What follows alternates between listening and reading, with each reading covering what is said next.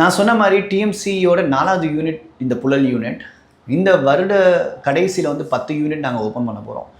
10 unit open பண்ணதுக்கப்புறம் 8000லேருந்து 10,000 அனிமல்ஸை நாங்கள் sale பண்ணதுக்கப்புறமும் வெறும் 8லேருந்து 10% ஆஃப் மார்க்கெட்டை தான் நாங்கள் அந்த மார்க்கெட்டுக்கு தான் சர்வீஸே பண்ண முடியும்.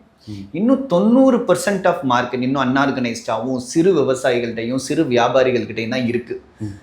அதனால் வந்து டிஎம்சி மாதிரி ஒரு இடம், டிஎம்சி மாதிரி ஒரு கம்பெனி மற்றவங்களோட வாழ்வாதாரத்தை அழிக்குது இல்லை டிஸ்டர்ப் பண்ணுதுங்கிறது கிடையாது. ஏன்னா டிஎம்சி வாங்கிட்டு வந்து யாருக்கு தமிழ்நாட்டில் இருக்க வியாபாரிகள் இத்தனை கொடுக்குறோம்.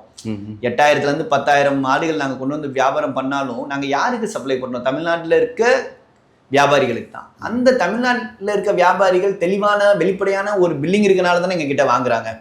அதாவது இந்த 10,000 ஆடு கொண்டு வந்து கிட்டத்தட்ட 700 கடைகளுக்கு கொடுக்குறோம். 600 to 700 ஸ்டோர்ஸ்க்கு இது சப்ளை பண்ணுற மாதிரி தமிழ்நாடு.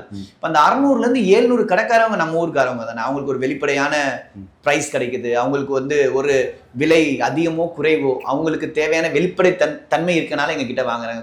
சந்தையில் அந்த பிரச்சனை இருக்குது. என்ன பிரச்சனை இருக்குன்னா, நீங்கள் அந்த இது விலை கூடவா குறைவா அப்படிங்கிறத கண்டுபிடிக்க முடியாத ஒரு சூழ்நிலை இருக்குது. வாங்கிட்டு போய் நஷ்டத்துக்கு விற்கிற மாதிரி ஆயிடுது. இங்கே வந்து நாங்கள் வந்து வெளிப்படையாக அவங்களோட பில்லிங்லாம் எல்லாமே கொடுத்துட்றனால அவங்களுக்கு இந்த அனிமல்ஸை வாங்கிட்டு போய் இல்லை இந்த கோட் அண்ட் ஷீப்பை வாங்கிட்டு போய் விற்பனை செஞ்சு லாபம் ஈட்ட முடியுமா முடியாதாங்கிற முடிவை அவங்க அந்த இடத்துல எடுத்துடலாம்.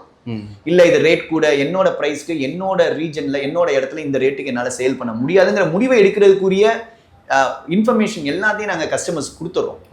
அதனால நாங்கள் இங்கே இருக்க விவசாயிகளை அட்டாக் பண்ணலை, நாங்கள் இங்கே இருக்க வியாபாரிகளுக்கு சப்போர்ட் பண்ணுறோம்.